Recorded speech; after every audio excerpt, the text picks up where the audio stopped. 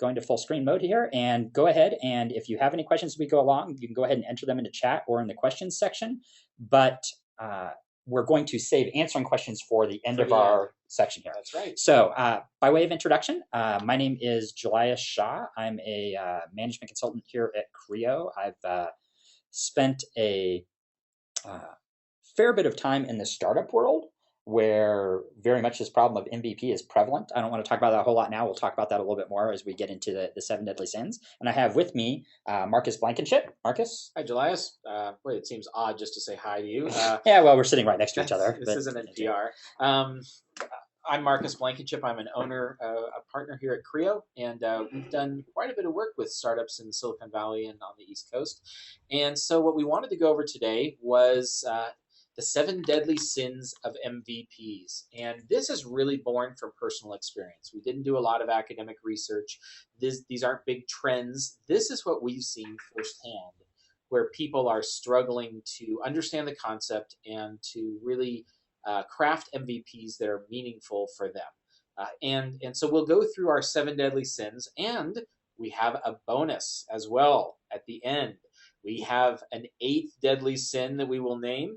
The secret sin. The secret sin, that which is so shameful that we can't talk about it up front, but they wiped it out. And this isn't a made-up sin. This was originally one of the deadly sins. So yeah, this is very exciting for everybody, hopefully.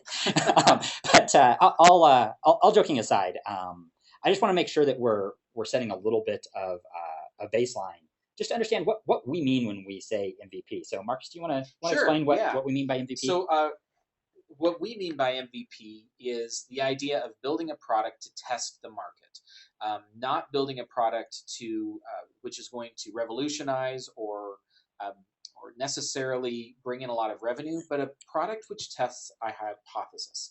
The hypothesis about the audience, it's about what they're willing to pay for, it's about what they care about.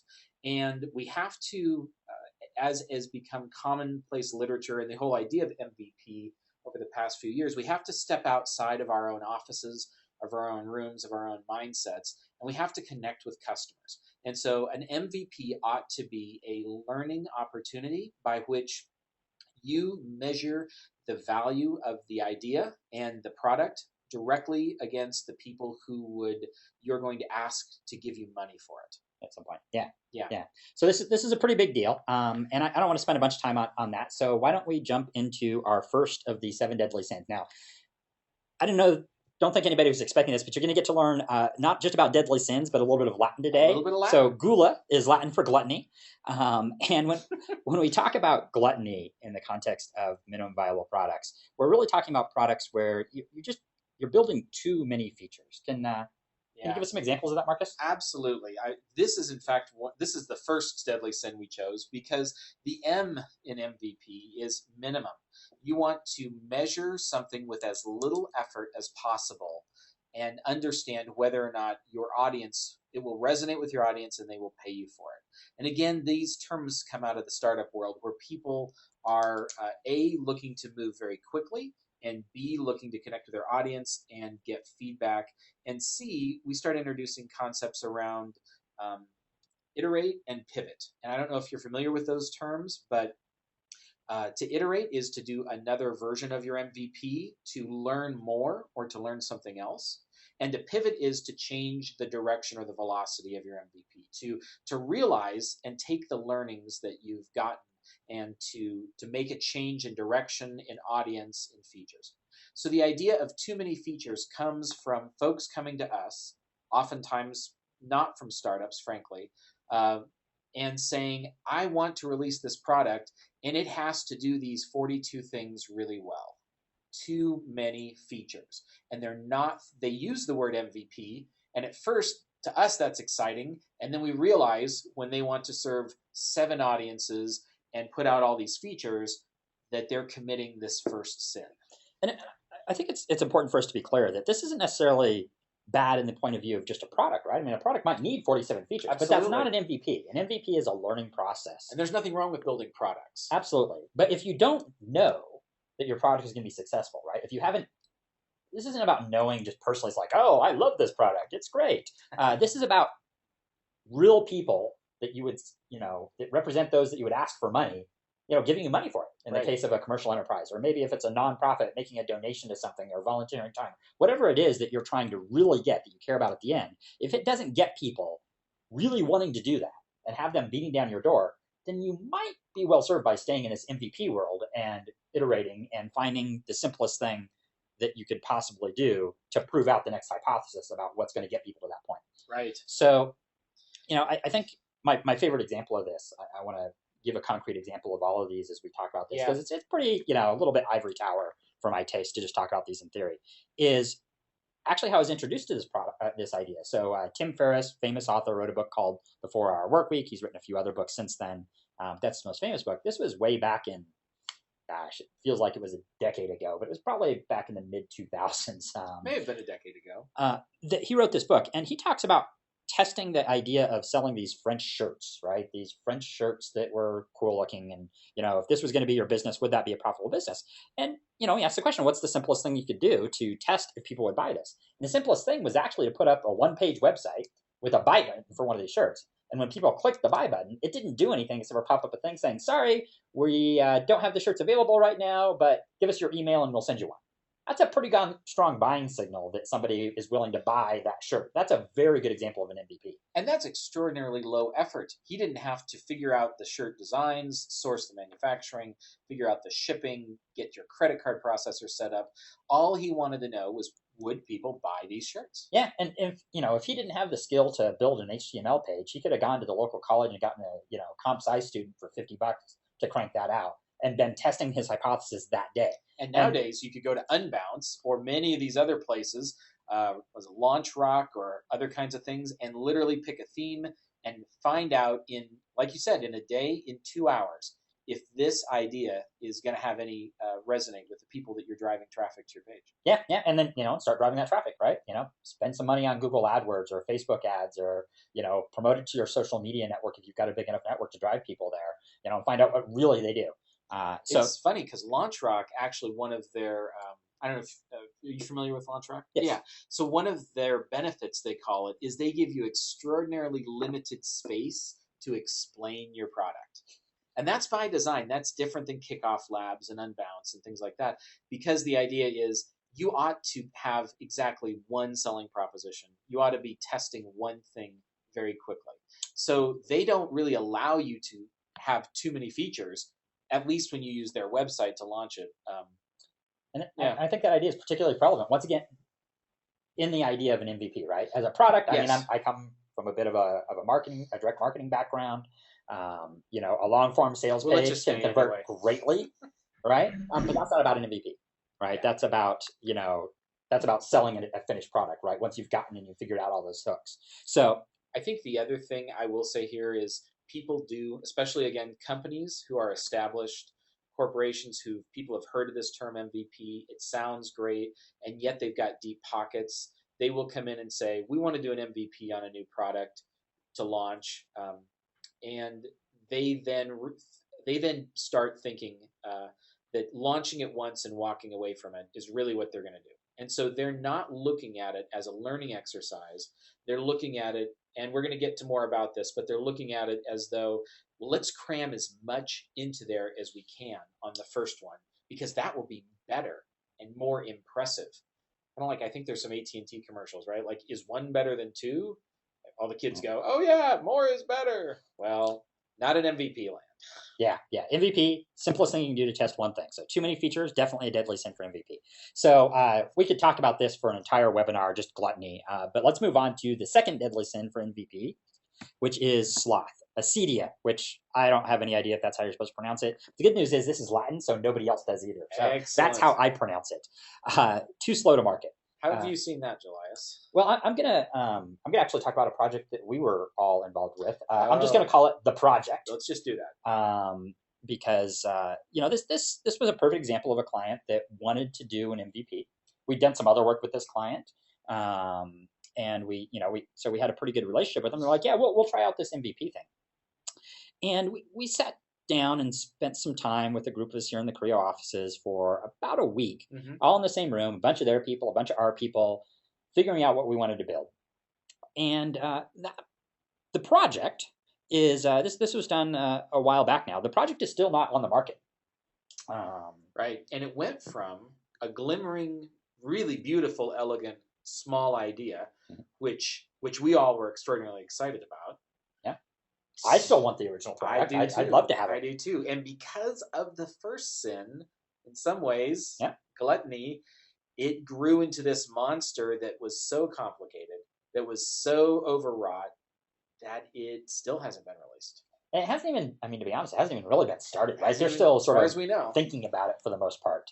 So, like Mark said, this is somewhat due to gluttony, to too many features. And like real life, these sins feed on each other, right? These things reinforce each other. Too many features, obviously, more features, more time it takes to build something, right? The slower you're going to get to market, right? Yeah. The slower you're going to, and this isn't necessarily to market with your final product, but even with something to prove that you're right or not. That's the thing, right? The slower you learn. Yeah. This is all about cycles of learning. And my mic isn't on. So I was just talking to Scott about. I'm sorry, I'm getting some sound. So, he said that the woman that does the 1 second, Air. Let me mute everybody else here. You'd probably be happy to have me take. All right. Maybe I wasn't. All right, there we go. Sorry about that. We had some other people speaking across there. So the this challenge of being too slow to market with your MVP, right? Not getting your idea in front of customers and having proof that this is what they want. This isn't about proof of what they think they want. This is about what's actually going to get them to do the thing that you really want, right? The hypothesis that you're trying to prove. Yeah, exactly. And I think the other key is it's not that the idea is you have to rush to market because someone else is going to steal your idea. I want to be clear that that's not what we're talking about. We're talking about you are spending too much time to learn the valuable information that you're spending too much time learning what you need to learn. Right, you're spending too much time thinking about what you need to learn, not actually learning it, I would say. Right. So this is a big problem, but we don't want to spend, once again, forever on this one. So we're going to move on to the third deadly sin, which is avaritia. Avaritia. I think. Greed. Yes. That same project started off as a glimmering, beautiful idea for one kind of user, and quickly morphed into something that supported that kind of user, plus the users that were his boss, plus maybe the secretary, which sat alongside him, plus his peers, and it has a social component. And we kept trying to help move them back to say, let's do one thing well and see if those folks want it, because that's sort of the heart of the idea. And what we kept hearing, we couldn't really sell that. I think we didn't effectively help them recognize that they were no longer building an MVP. They were building an enterprise sort of piece of software where they assumed they would understand the entire ecosystem all at once. Yeah, and that really ties back to another sin we're going to get to here a little bit later. But I think this is a particularly deadly sin. Yes, because it sort of violates one of the fundamental rules of marketing too, right? Which is you've got to find a group of people that just love you, right? I mean, just absolutely love you. And you can't offend everybody else that's involved with your product, right? You can't drive them away. But if you make one group of people super, super happy, you really solve an important pain or fulfill a burning passion or desire, then the rest of the people will get drug along, right? And those people that you really do something amazing for, they will force the rest of the people to come along, right? I mean, this is an example of this is, and this isn't so current anymore, but this used to be one of my personal pains, is Microsoft Exchange, right? In the startup world in the 90s and early 2000s, there were a lot of people that were Unix shops, but just about every startup that I went to, and I did a number of them, had Microsoft Exchange because there were salespeople that just had to have Outlook, right? And there were managers that just had to have Outlook. And as soon as that was brought into the process, there was all this other infrastructure that came along with it. And that was really really, really painful. And that was where Microsoft did the right thing, right? They found a way to make one group really happy, and that gave them a foothold into the rest of the organization. So you shouldn't be worried that by serving one person or one role really, really well, that you're not going to have a successful product. Yeah, I think the thing that what we've seen here is that as people look and they say, well, this is who I want to serve. Especially again, companies with deeper pockets may then say, well, wouldn't it be great if we could cast the net a bit wider and make more money if we also sold this to their boss or other people in the ecosystem? And we're going to then try and add in all the features that those people we really care about. So let's try and have 2 or 3 or 4 audiences all really love us. And what ends up happening is, frankly, nobody loves you. Yeah. Nobody likes what you've built for them. And you're not testing any hypothesis that customer A would pay you amount B to get value C. You're really just casting this wide net. So it becomes impossible to learn anything. And when you find yourself saying, well, couldn't we also bring in this other audience? Think about this sin and ask yourself, what am I really trying to learn? And am I really wanting to do an MVP? Yeah, so once again, this is about the MVP. This isn't about your final product. It might serve a number of audiences, particularly with time, although I would recommend with products even that you pay attention to this and think about really knocking it out of the park with an audience right before you move on to the next one and the next one and the next one. Being a mediocre solution to 10 people's problem is not the path to success. Being a great solution to one person's problem and then a great solution to the next and the next and the next, that can be, right? But you're not going to, dividing your attention until you become a great solution for one of those people is a sure path to at least being inefficient about getting where you're going, if not perhaps avoiding your success entirely. So that's great. Next, we're going to move along to fornicatio, lust, too attached. Terrible. Too attached to what? Too attached to my own ideas, too attached to the fact that I'm just sure it's going to be right and a huge success. Just too attached to not be able to listen if I can put an MVP out there that tests a hypothesis. Too attached to be able to actually learn from what the feedback is. And if I'm too attached, there is a balance. We all wish we could be Steve Jobs, who we have the perception was this visionary, forceful leader who said, I think it was something like, customers don't have a clue what they want, right? Mm-hmm. We'll go out and give it to them and then they'll love it. Yeah. And taken alone, that sounds like a call to say, have a vision, go forward, and to heck with everybody else and all the naysayers. I think there's, this isn't a big challenge to say, I think there's some real wisdom in what Steve had to say there, but I think it's often misunderstood, right? So what you don't want to do is trust what customers say, right? Because they're, they don't really understand why they do what they do. People don't, this is the sad fact of humans. We're a little bit broken, and that what we rationally think we're going to do and should do is not what we actually do. That's why, weight loss programs do so great in January. That's why, people still do all sorts of things that are bad for them. We know we should do. We know the right thing to do in a lot of cases, or at least a better thing to do, but we don't do it. So don't trust what customers tell you. Trust what your hypothesis proves by driving action. Right. For example, back to Tim Ferriss's example, the button didn't say sign up for when these shirts become available or learn more. The button said buy now. Yeah. Those words mean that people don't click that button until they're ready to take their credit card number, their credit card out and buy something. Yep. The fact that he sort of went, not quite ready yet, that was kind of a nice way of not having to provide all the rest of the back end. And I think the key there is the button had to say buy now, or the learning wouldn't have been nearly as powerful. And in fact, wrong is what you're saying. It would have been misleading. People will give you their address or want to learn more who would never buy now. Yeah, I mean, I've got a product that I'm working on right now, and basically because a number of people that know that I'm working on it demanded it, I put up a launch rock style landing page where people can leave their email address, and that gets on a slow day maybe 4 or 5 signups. On a good day, it might get 15 or 20 people signing up, and that's all fine and good. That's not negative value, but it doesn't tell me if those people are going to buy the actual product. Frankly, I haven't even told the people on that page what it is. Now, some of those same people are in the beta program, and I'm testing hypotheses with them. But that doesn't tell me, do I have a successful product? Would I get 20 sales a day because I got 20 signups? No, probably not. In fact, even the situation of a buy now button, anybody that's ever run an e-commerce site knows shopping cart abandonment's That's a real right, problem, exactly. right? But it's certainly a much better indicator that somebody's going to do it. Now, could you have built the entire shopping cart and taken credit card numbers and then said you don't have it? Yes, you could.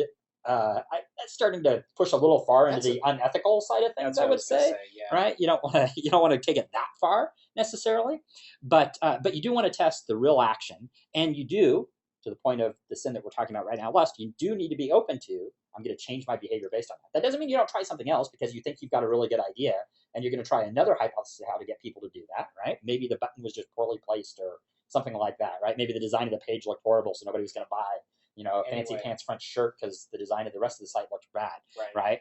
But you do need to be willing to change your behavior based on the results that you get back. And if we go back to Apple and Steve, I think Apple's done such obviously everybody lusts after their products. That kind of lust is fine in my opinion. Yeah. But what they do behind the scenes is they do thousands and thousands of design revs, and they put it in front of thousands of users. And some of those users are internal and some aren't. So they happen to just come out with something extraordinarily polished every single time. But it's not because they only built one product and they put it out there and they said, clearly people will love it. It's because they built 10,000 variations and they figured out which one actually worked for people. Well, and they're willing to iterate, right? I mean, not every product Apple makes has been a smash success, right? I mean, I happen to like the Apple TV. I think it's a pretty cool little product. Yeah. But it's not, economically, Wall Street's not sort of raving over it by any means, right? That said, they keep making it better and better. They iterate, right? Even once the products launch. And they're willing to change. There's certainly opinion. This doesn't mean don't have opinions. It means prove your opinions. Prove to yourself, to the people in your company, to possibly to your investors, to your boss. Don't get too attached to your ideas. Yeah, which ties us right into the next sin, ira, wrath. Yeah, so when you're too attached to your ideas and people challenge them, you oftentimes become angry. We've sat in many client meetings where challenging the fundamental sort of presuppositions of why this is valuable or why should people care caused something that felt a little like wrath, even if it was said in a professional way. Absolutely, right? And it's kind of funny, right? That's even in a context where a lot of the reason clients hire us at Creo is because, we can challenge our ideas and we can poke holes in things. We're the voice outside the organization. Exactly, right? But even then, even in that context, it's very easy to take something you've poured a lot of energy and emotion and attention and thought into. You can. It hurts to be told that that's not a great idea or there's a flaw in it. Yeah, and I think it's especially hard. When you're just new to coming to the MVP. It's different to release products as part of an organization that's released a whole line of products, I think, than it is to release a minimum viable product for the purpose of testing. Yeah. And all of these sins are in the context of, if you want to test and have a very good chance that your final product does have an audience, we believe the MVP approach is a good one, and these are things that get in your way. Yeah, so it's just, I think this is one of the sins where really the value is in calling it out, right? And saying, right, if you're going to engage in an MVP process, then I would put a little sign on my wall saying, "Am I being defensive about my ideas?" Oh yeah, right. Absolutely. I mean, I would when we engage in the MVP process now, we've learned to say, "Hey, you know what? We're going to challenge some stuff. We're going to recommend some experiments." We're going to do some things, and some of those things might tell us stuff that we don't like. And it's the job of all of us to recognize that it doesn't make us bad people, because there's no judgment. This isn't judgment. This is just the fact of the market, right? Maybe it means you've got the wrong market. That's perfectly okay, right? Then you need you need to come up with a hypothesis about how to get in front of a different market. And if you care about your market, maybe you've got the wrong product for them. Exactly, right? I mean, there's a lot of companies that have done very well by focusing on a customer base and adjusting their products around that more than focusing on a product, right? Particularly in the technology space. Technology moves fast, right? I mean, 5 years ago, nobody was, launching a lot of, mobile apps. Well, yeah, Booz & Company, recently their magazine came out on innovation, and they would say that people like Apple are watching the needs of their clients, where people like Google are going into the back room and coming up with cool technologies and really pushing the state of art there, and then sort of assuming people will come to it or find some value in it. And both of those are valid. They both have to go through processes to refine them into products. But by and large, companies that watch their customers and look for those needs opportunities tends to be the one that have more success. Certainly a more reliable success, right? I mean, yeah. I like to use gambling analogies when we talk about this sort of thing. You know, Is that because you're from Vegas? Well, not anymore, but yeah, certainly that helped my experience with gambling.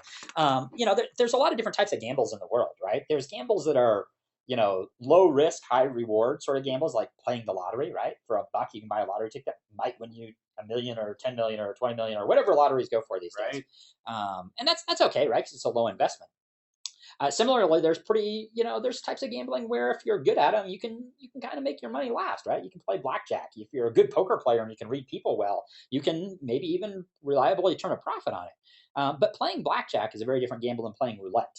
Yeah. And really what we're looking at with this sort of MVP process is turning it more into blackjack odds. Less like roulette. Yeah. Right. You know, you can still win big, but you're not going to lose big fast, right? You're going to find out quickly if your ideas have flaws, and that will prepare you to adjust your strategy. Or say, you know what, I'm going to do something totally different. Maybe that's the adjustment, right? There's no, you know, people talk about failing fast. There's no, you know, dishonor in failing quickly. So long as you didn't invest a ton of money and waste a bunch of effort and then fail, that's a lot more painful. I can tell you, having done several startups. That's a lesson learned. And what you should do is you should not ignore that lesson, right? You paid dearly for that lesson. Yes, I paid in years trimmed off the end of my life in some of those startups, right? So, you know, we want to be careful about that. So I think let's move on to our next sin, which is envy. Nothing to do with video cards. Yeah. Right. So what does this one mean, Julius? Too much like that. So it's a real, you know, it's a proven process in the world of products to choose something that's successful and do it better. Mm-hmm. Okay. But there's a problem in that you're often not seeing everything that went into that. I think this is particularly true in mobile apps when we talk about beautiful design, really elegant design. If we talk about products like the Clear To-Do Manager, which is just really elegant little to-do manager I use on my iPhone and my iPad, my Mac for that matter as well. You know, that they spend a lot of time making those smooth little gestures and and you know the nice little dinging sounds that it makes when it does, and all those things for making it just feels cool to use that. And so we have also examples like Instagram or Path, things that do one thing so well that you build up this fan base in reality. Yep.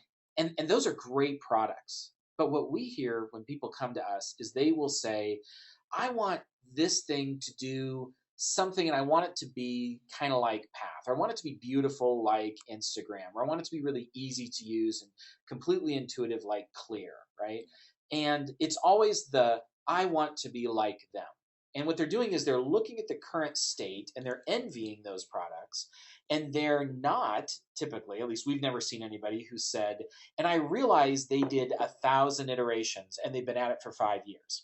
Right. Well, that's really the problem, right? It's that, you know, you grow to that sort of perfection, that sort of, you know, perfect fitness to purpose that we see in great design happens in iterations. Right. Right. Right. And instead what they'll say is, you know, it'd be great if we could take pictures. Let's do pictures like Instagram does pictures as a bolt-on. Or, you know, a lot of times when they compare themselves to other things, it's not even around their core idea. It's around other things that they say would be nice to have alongside that. And yet, again, it's not recognizing the amount of work and, I mean, what was Instagram was 12 guys? I don't know the specifics on Instagram. Years of work, 12 guys for a photo-taking app. Of course, $1 billion worth of value is what Facebook bought him for. Which is great, right? But I think that the challenge here is if you're in the MVP process, then taking, you know, 6 months to make an elegant UI is not really a part of the MVP. It might be part of your final product. It might be. Right? It might be part of your first release of your real product, right? You know, great design is something we value very, very highly. Yeah. You know, so don't get us wrong there. But if you need to test, is somebody going to buy my shirt, then you don't really need to spend 6 years coming up with UI on shirt buying, right? That's probably not where you're going to get the most learning, right? And MVP is all about getting the most learning as fast as possible so that when you do get ready to build your real thing, you know as much as possible based on fact. And I think larger brands who already have an image struggle with this more because they say they have the impression, and it's not entirely wrong, but they have the idea that anything they put out there, the entire world will look at and judge them for. Yeah. And so they are actually very concerned about taking risks. So sometimes they will come to us and say, oh, we want to do an MVP and this and that. And what they're really feeling like is we want to be fast and good and get to market and make a big splash and then move on to the next thing. And that idea that you're not in this for the long term to learn a bunch is really great as long as you know you're launching a product and you're willing to do all the due diligence and you don't get it fast and it is beautiful and you're willing to put 6 months into it. But it's not an MVP. Let's just call a spade a spade. It is absolutely not an MVP, right? And that's the difference, right? A lot of these sins aren't sins outside the context of an minimum viable product, right? A lot of these things that we're talking about can be great attributes of a real finished product, but in the world where you're trying to learn, right? Until you've got something that people are beating down your door for, then there's value in these sorts of concepts, and we want to be able to do that as fast as humanly possible. And that means not spending a year on a UI. That means not spending a year on a really complicated, algorithm, perhaps. Sure, right? I mean, it doesn't have to be purely a design issue, right? This is, this can happen. Need to be the fastest. It doesn't need to be the slickest. No. Anybody that's on, my beta list right now knows I'm more than willing to put stuff in front of them that is just ugly as sin, right? It looks like it was designed by a programmer because, well, it was, right? That doesn't mean that I'm not, investing in good design and there's not work being done on that, right? But when I need to prove something, right, I don't care about the design unless the design is core to that thing that I'm trying to prove. Unless it is, right? And sometimes that's the case. If we need to test, if we were, if we were all working at Clear and we were rewinding to pre-launch, we needed to test if this gesture is natural and intuitive, then you got to build that gesture and you got to put it in front of real customers. You can't ask them, would you like to swipe like this to see if it's going to work? You got to build it, right? You got to put it in front of real people. You got to see how people act. Right. That's right at the core of the MVP concept. So let's move on. Are we at 7 now? Is this the 7th? This is the 7th deadly sin. Superbia, pride, being too self-centered. So, Marcus, I think it kind of goes back to defensiveness. It goes back to imagining what people want. In the project we talked about briefly, that was a brilliant, shining idea, which sort of had problems of gluttony and wrath and other things surrounding it. The product owner was absolutely convinced that they knew exactly what people would want. And yet, as we started expanding it, gluttony, trying to serve many different audiences through features, through different things, they were wrong in cases. They'd never necessarily been a poor performer, which was one of the types of users that they said they wanted to reach. The product was trying to help high performers do something, and along the way it came to, well, we should help low performers as well. And they'd never really been that kind of person. They'd never really been a secretary. They'd never really been a couple of these roles, and yet there was always a confidence that, I know exactly how this needs to work. And I think the sin was the more we would sort of pick into those ideas, the more we would realize that there wasn't the experience that should yield confidence. Instead, it was simply that pride, that saying, of course I know how this works, and being very resistant to thought. Yeah, this is right at the heart of what the MVP process tries to work around, right? I mean, it's okay to have ideas, right? A lot of, maybe even most great ideas come from solving a personal pain and a point of inspiration from having a lot of experience.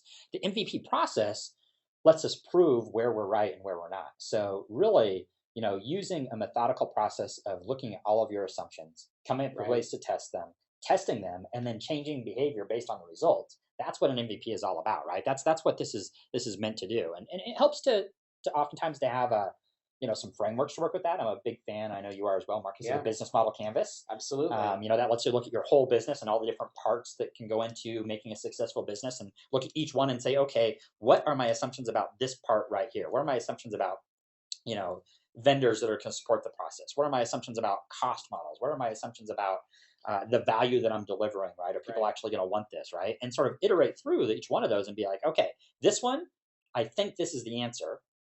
How can I test that? Yeah. That's what an MVP is all about. Yeah, and so that idea that we don't need to get out of our own offices, that we don't need to ask other people through showing them and seeing what their behavior is, observing their buying behavior, observing their usage of the product or the idea, I think is that idea of pride. And And of course, in the last 10 years, as user experience has become elevated, not just from something that people called information architects had to do, but it's been elevated to its own professionalism, their call has been, we are not the target audience. You, the product owner, are not the target audience. And so getting out of the room, in fact, there's sayings like, none of the answers to these questions lie within the organization. You've got to get out of your own head and out of your own company. Yeah, and this is a great time. This is why the lean startup and minimum viable products is so applicable right now, is because we've got a lot of tools to do this sort of thing, right? I mean, right. Just there's sites like usertesting.com. Oh, But if you've got 5secondtest.com. or 5second test, right? Usertesting.com tests websites and mobile apps. You write some questions for people. You get an hour-long video from a person trying to accomplish whatever you wanted them to accomplish using your stuff. And I think it's 3 of these tests for $100. You can get 3 people giving your feedback. I just saw a special on AppSumo where I think it was 5 for $79 exactly. or something I saw like that. Dirt cheap, right? I mean, for the price of a decent meal in a big city, you can get 3 people really trying to do something and learn a lot about 5-second test is actually free. If you're willing to take other people's tests, they'll take yours, or you can buy credits. And the whole idea is you're going to show somebody an image and you're going to ask them a couple of questions. It's great for showing an image of a homepage design and then saying, what was the primary purpose? Or what product was advertised? Yeah. And this actually leads into our next sin, frankly. Oh, but is everybody ready for the secret sin? Right? Oh, this is the bonus sin. Yeah. Well, he's retiring. I'm sorry. I had to throw All right, the bonus sin. So it turns out that there was a different list of 7 deadly sins at one point, and one of those sins was despair. Tristitia, or something like that. Yeah, giving up too soon. So all of this feedback, and it takes a tough skin to put your stuff out on usertesting.com or 5-second test, or even to get real feedback from real users. And this sin of despair comes pretty quickly. You can imagine that you just have no chance at winning, at getting it right. You can say, well, that first one didn't work, so clearly I don't have anything of value, so I'll just give up. And I think that's where the sin is. That's at the heart, right? I mean, you're going to get negative feedback, even if you've got a great product, right? There's people that hate the iPhone. I don't know if anybody knows that, right? What? There's people that hate the iPhone. Now, this is one of the most successful products of all time. And there's people that absolutely hate it. I think they might be a little bit insane. I love my iPhone, but there's people that hate it. So you need to understand that you're going to get negative feedback.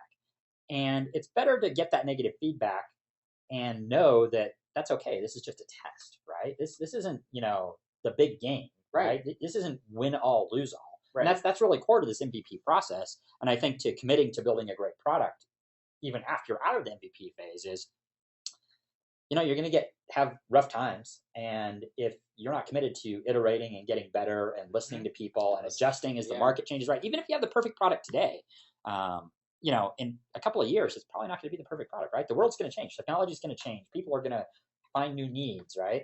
This is a big deal. And I guess the thing I would say is I'd much rather feel a little bit of despair while I'm testing than once I've launched my product. So I'll share the incredible results of my first mobile app. This wasn't a big project. There wasn't a huge amount of investment into it. It was actually a family project I did with my sister. It was a first aid app for dogs. My sister's a veterinarian. So, this isn't the world's most complicated app. I really wrote it to learn about developing for mobile devices and, with the idea of learning something about marketing mobile device apps. And we, our hearts and souls into it. It wasn't a big project, but we really cared about it. We wanted it to be great. And I think it actually is one of the better apps of its type out there. And we released it. And the first day we got a few downloads. I think something like 17 downloads. And the next day it was maybe 20 or 30 downloads. And it was like, that's not a lot. But, if it keeps growing, then then that's going to be a great success. In the right direction. And, the next day it dropped down, and the next day it dropped down. And then within a couple of weeks, it was like a download every couple of days, or a download a day, maybe 2 or 3 downloads on some days. So did you just forget about it? That didn't work. Clearly nobody wants it. Well, there was a little bit of despair. It was like, wow, it would have been kind of cool if this would have just been the next, the Instagram of saving dogs' lives, right? Because that's why we built this app, right? My sister, she's a vet. She became a vet because she cares about animals deeply. And, she was really torn that a lot of animals suffer needlessly because people don't know how to provide first aid to them. So, we really care about this app. And it hurt to not have everybody clamoring to get it and not getting it out to a lot of people. But, that's okay. That's just part of the process. Right. That just said we had to learn things, right?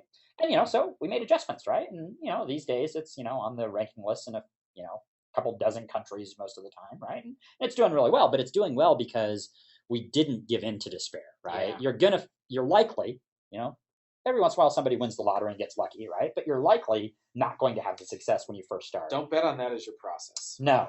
Bet on iterating and getting better. If you have $100,000 to do something and you spend $100,000 doing the first version of it, you're gambling, right? That's a pretty risky way to do it, right? If I had $100,000 to put into something, and I'd like to spend $20,000 on the first release or $30,000, right? 10 on every other release. Exactly, and just keep getting better and better and better.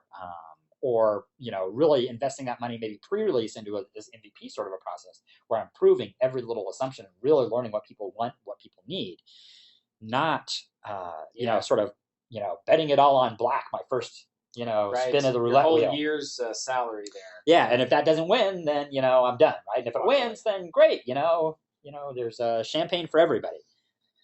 So don't despair. Almost nobody that I can think of won on the first time, including the people that we imagine did win on the first time, because we look back and we say the iPhone or the iPod, and they were so phenomenal, and yet clearly they've evolved, and that idea of where you're at and who you are and what you are today is not what you will become as you evolve and as you iterate. So we are quarter of the hour now, and let's check the little. Let's see. Can we do this? Yeah. Let me 1 second here so that I can check questions. I was going to say if we actually have any. All right. So now, if anybody has any questions, go ahead and put them in the questions box, and we would be happy to take a few minutes to answer them. Yeah. And these could be, feel free to try and stump us, right? If you've got something where you're like, how would I test that? Then, sure. Or if you've got a boss that you can't sell on MVP, or you've got clients. I mean, this can be stump the agency, or agency is such a weird word, but yeah. It's just stump jump Marcus and Julius. Really. Stump the jump. So, so one question we're seeing here is, if I'm releasing an iPhone app, how do I do this MVP process? And this is a real problem in the mobile world. Yeah, don't I have to go out in front of the whole world to get it in the App Store? You do if you're in the App Store, right? I mean, you do release something on the App Store through a fairly onerous process that can take, on the good side, maybe 3, 4, 5 days to get a new release out. That's a good side. And oftentimes about 10 days has been my experience. Yeah. And sometimes of the year that stretches on even longer. So, I would really think, even if you're writing an iPhone app, there's a couple things to think about. One, as an iPhone developer, you can register devices to release your app to and not put it on the App Store. But that's a pretty small number, right? That's 100 devices per year. That's not a lot of people. But if you choose really carefully, right, and you find good target people that really represent what you're looking for, then that can give you a lot of feedback. Another thing to keep in mind here is maybe it doesn't have to be an app for some of these tests, right? Maybe you could do an HTML5 app that they just go to a web page and it looks and feels a lot like an app. Now, there's some things that can't do that you can do in an app, but there's a lot of things you probably can test just with a really fancy pants website and have people do it. Or maybe, and this isn't one that I'll be honest that I particularly like, but maybe you should reduce it on a different platform first, right? Android doesn't have quite the restrictions that Apple does for their products. You can do a lot of other things in testing in that world. Another thing to keep in mind is just because an app's on the App Store doesn't mean everybody can use it. There's a famous mail app that just came out that people are clamoring for invites. I can't remember the name of it off the top of my head. It's a big deal. And they're not letting everybody in, right? You've got to get an account before you can use this app. It's on the App Store. Yeah, right? So anybody can download it. Anybody can download it. They can't use it, right, until they get an account, right? So that's certainly an option, and that's got some consequences that, if done well, can work in your favor with building up desire for something that people can't get. But it also, if done poorly, it can work against you. So I'd be a little bit cautious about the sort of limited availability while it's on the App Store kind of And approach. I think that whole Tim Ferriss idea of putting up your pitch page and then seeing if you can drive traffic to it. And again, we think about that in the web world, but I don't know any mobile users that aren't also web users. And more common I'm seeing now is small sites that help expose the features, functionalities, and really give the marketing pitch for a mobile app. And then oftentimes just drive you over to the App Store. Yeah. But there's no reason you have to have that link to go to the App Store ready. You can sharpen your market, learn your audience, get a list of people, frankly, reach out to that list of people, ask them questions, survey them, say, hey, I'm building this new app that's going to do X. What features are important to you? All of a sudden, you're learning, and you're not just heads down in product development mode. Yeah, I mean, that's a good point, right? Even if you can't have it on the App Store, you can't have that get it on the App Store button that we've all recognized on a website and treat that kind of like the buy button. It's not quite as good as a buy button No, because it's they not might quite. not buy it yet, but it still tells you something. Right. And that doesn't mean that things like getting email opt-ins because people are interested in your product isn't of some value. It is. It is of some value. It's just not proving that they're going to be buyers because it's proving that they're going to be people that will sign up for a mailing list with interest. Sure. Right. So just keep in mind what you can test, what you can't test. And sometimes it's not the ideal. This is about being creative. This is why, really thinking about the problem as a series of experiments and brainstorming on that and getting other people to help you brainstorm can be really useful. There's also, there's some great resources. Read the literature, right? The Startup Owner's Manual, read the Lean Startup book, Yeah. Join the Lean Startup Circle mailing Google list, Plus, yeah. right? There's Google Groups, yeah. Yeah, I mean, there's some great resources where people are like, how would I test this? And a lot of experts can do that, right? A lot of experts can give you different ideas. And what's the worst thing that happens? You end up with the same ideas that you had before, right? So definitely reach out to the community. There's a lot of people, really smart people, thinking about these problems. Let's see. Do we have any other questions here? All right. I think that's it. I think that wraps it up. Well, I want to thank everybody. Don't be surprised if you get an email from either Marcus or myself asking you about this webinar and what we could do to make these better for you, what subjects you might want to hear about. In the future. This is very much an MVP sort of a process for us, right? We're putting out this content. This is a fairly new thing for Creo. It's only our second webinar. And we want to put out stuff that really helps you, right? Stuff where we can sort of take our expertise in building software and doing great design and building mobile apps and websites and marketing these products, and really, help you understand how to do that. Not necessarily because we'll do it for you someday. Maybe we will, maybe we won't. But we just think it'll be a better place if people make better products and get the great products out in front of everybody. So yeah, and all of these things is we've just really learned through the School of Hard Knocks, and we hope that other folks won't have to learn quite as much as we have. Certainly not have as much pain learning as we did. So thank you very much, everybody. Thank you very much. You'll be hearing from us soon. Take care.